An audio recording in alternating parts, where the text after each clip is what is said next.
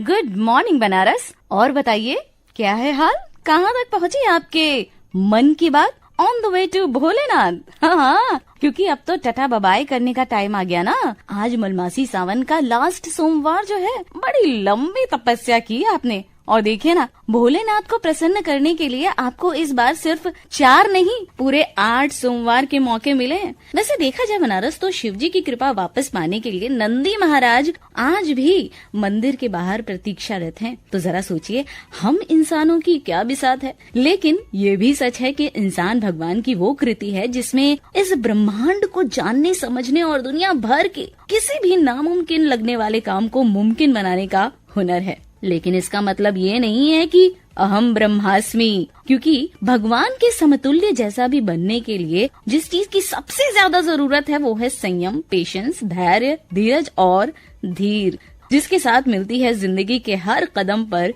जीत।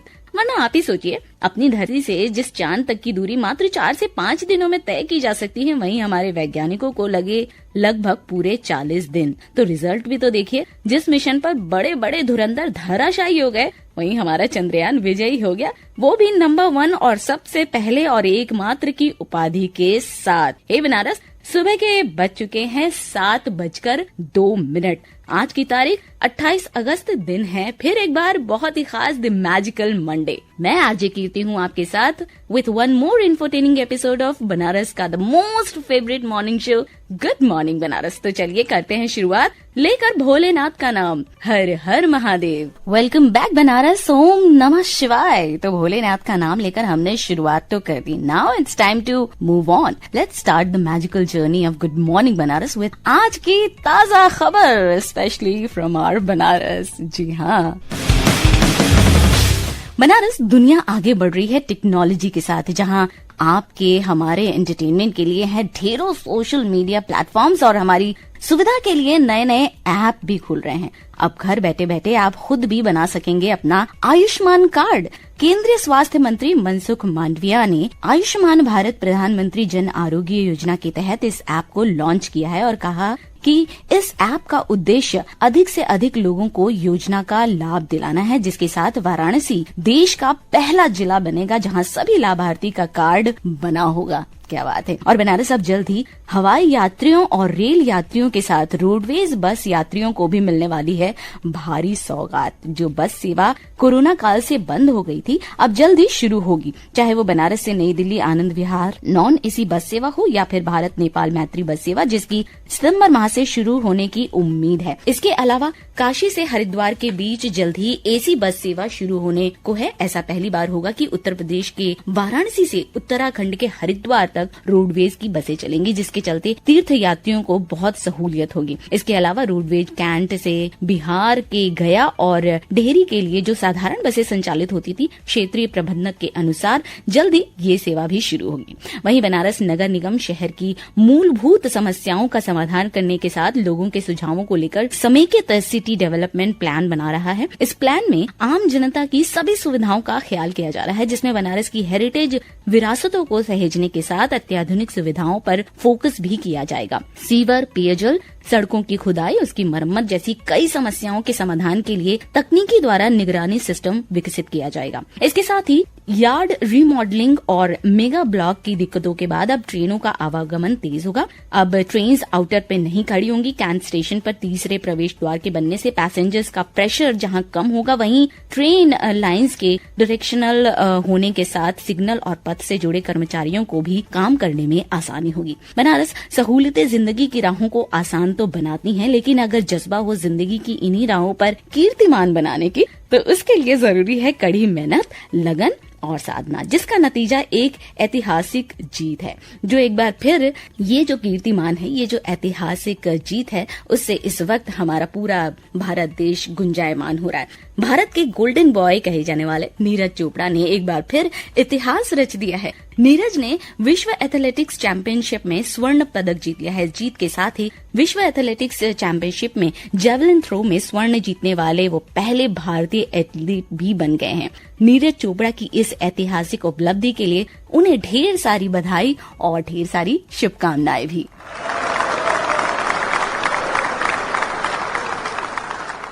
और बनारस नीरज चोपड़ा की इस जीत से इस वक्त जहां पूरा देश खुशी से झूम रहा है, वहीं हंगरी में चल रहे विश्व एथलेटिक्स चैंपियनशिप 2023 में महिलाओं की 3000 मीटर स्टीपल चेज में भारत की पारुल चौधरी ने नया राष्ट्रीय रिकॉर्ड बनाया है। इसी के साथ पारुल पेरिस ओलंपिक 2024 के लिए क्वालिफाई भी हो गई हैं। इसके लिए उन्हें भी ढेर सारी बधाई और शुभकामनाएं। तो बनारस, ये थी आज मैजिकल मंडे को स्वर्णिम बनाने वाली कुछ खास खबरें।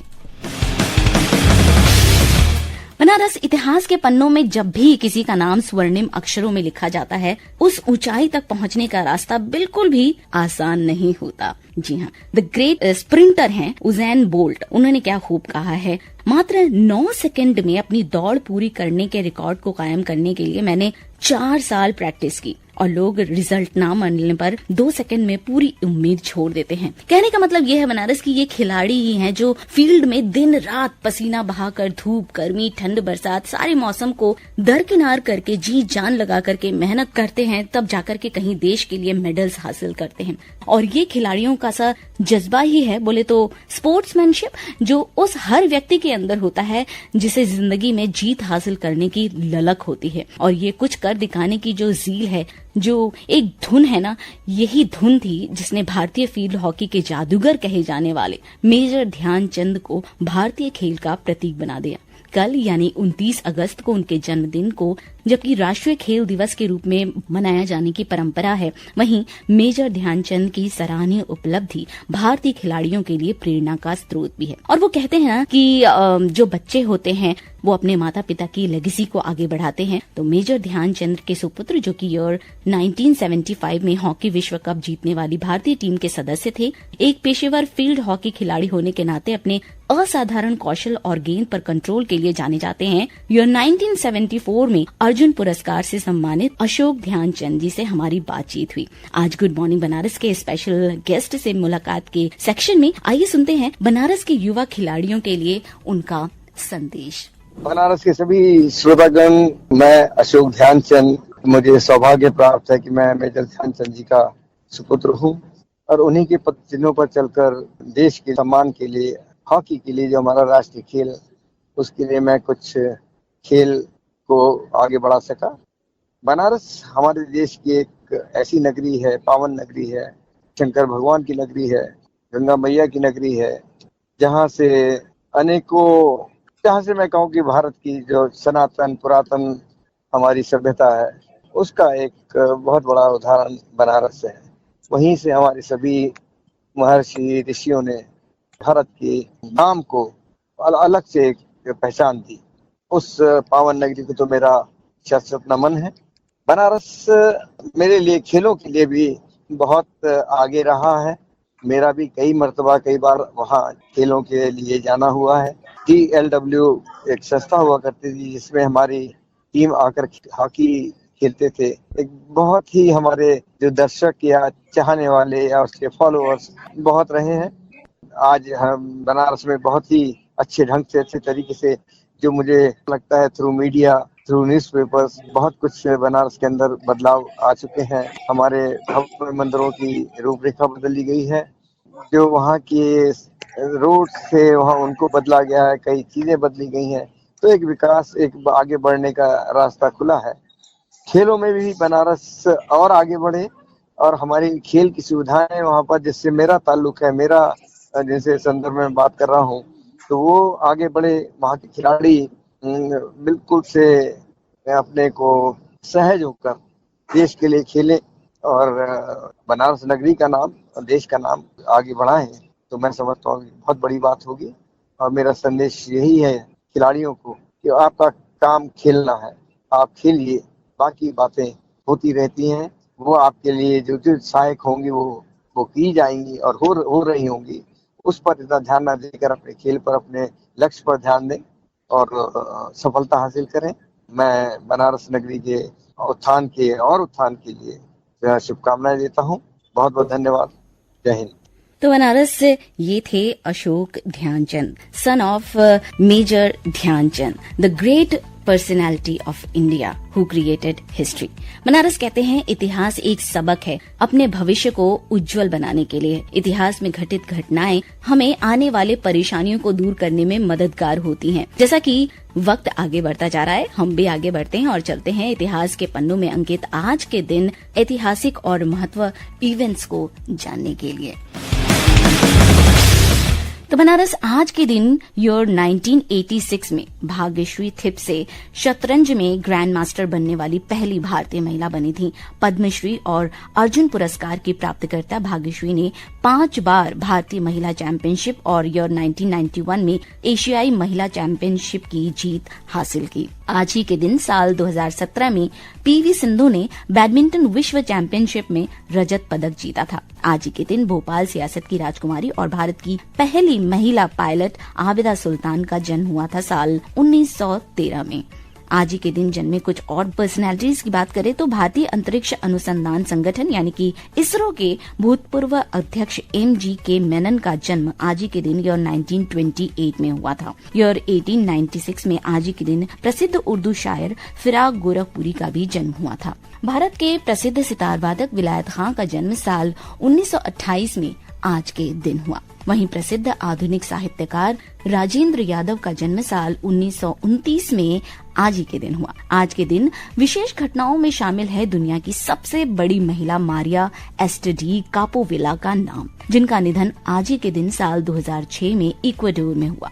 इसके साथ ही साल 2011 की बात करें तो इस साल वेद, वेदांग, संस्कृत, व्याकरण और भाषा विज्ञान के अप्रतिम विद्वान कपिल देव द्विवेदी और साल 2006 में भारतीय मूर्तिकार जो भारत के कला परिदृश्य में एक प्रसिद्ध व्यक्ति थे शंखो चौधरी इस दुनिया को अलविदा कह गए। आज के दिन स्पेशल इवेंट्स में शामिल है मजदूर संगठन श्रमजीवी संघ, जिसकी स्थापना की गई थी साल 1870 में और ये संघ भारत का पहला मजदूर संगठन था। बनारस इस वक्त जबकि महत्वपूर्ण इवेंट्स की बात चल रही है, आज सावन मास का अंतिम सोमवार तो है ही, जिसके तहत शहर में चारों तरफ हलचल बढ़ गई है। जगह जगह भोलेनाथ के अलग अलग तरीकों से श्रृंगार का आयोजन हो रहा है, कहीं जलाभिषेक तो कहीं रुद्राभिषेक।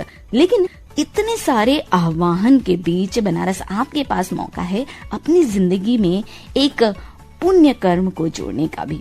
ये पुण्य कर्म है नेत्रदान।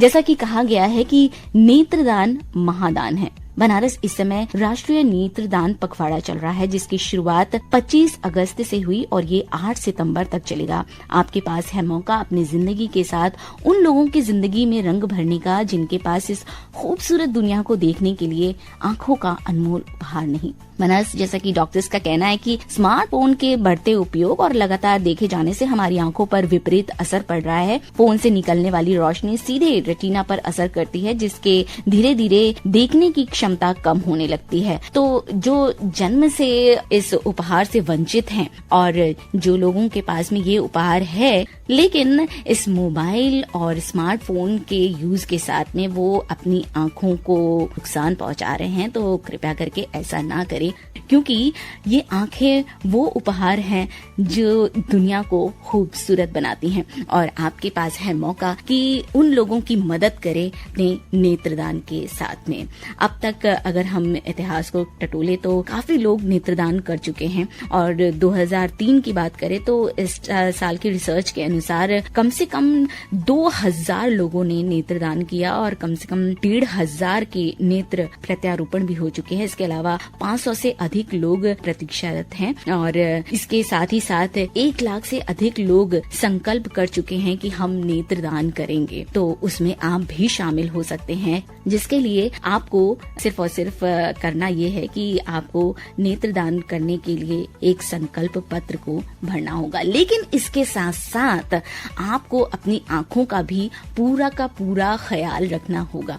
आप जब तक हैं अपनी आंखों का पूरा ख्याल रखें, ताकि जब आप नेत्रदान का संकल्प ले और आपके बाद आपकी आंखों से अगला कोई इस दुनिया को देखे तो वो आंखें स्वस्थ तो होनी चाहिए ना। तो इसके लिए जरूरी है कि आप अपनी आंखों के साथ खिलवाड़ बिल्कुल भी ना करें। हाँ जी, इस वक्त आई फ्लू जैसी जो बीमारियां चली हुई हैं उससे तो आपको अपने आंखों को सुरक्षित करना ही ही है, लेकिन इसके साथ साथ जो जरूरी बात हमारे डॉक्टर्स और स्पेशलिस्ट कह रहे हैं कि मोबाइल फोन से दूरी बनाए रखें, जो स्क्रीन टाइम है आपका उसकी ब्राइटनेस को कम करें और स्क्रीन टाइम को भी कम करें। स्पेशली बच्चों में ये लगातार बढ़ती हुई जो उत्सुकता है मोबाइल देखने की, उसको आप कोशिश करें कि कम करें। बहुत सारे पेरेंट्स हैं, बहुत सारे लोग हैं जो कि अपनी सुविधा के लिए उनके हाथों में मोबाइल पकड़ा देते हैं और उसके बाद बच्चों की नन्हे और साथ ही साथ नाजुक आंखें जो हैं उनको बहुत ज्यादा नुकसान होता है। तो अपने फ्यूचर को अगर करना है ब्राइट,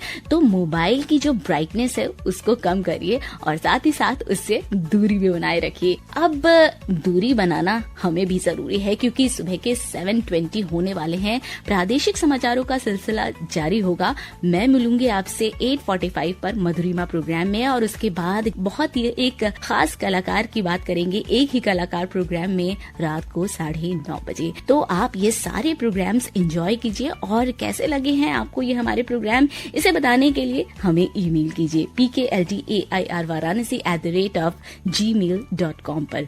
और अब दीजिए इजाजत आरजे कीर्ति को। एंजॉय कीजिए अपना डे और अब tata bye bye, take care. सुनते रहिए आपकी अपनी वाणी आकाशवाणी।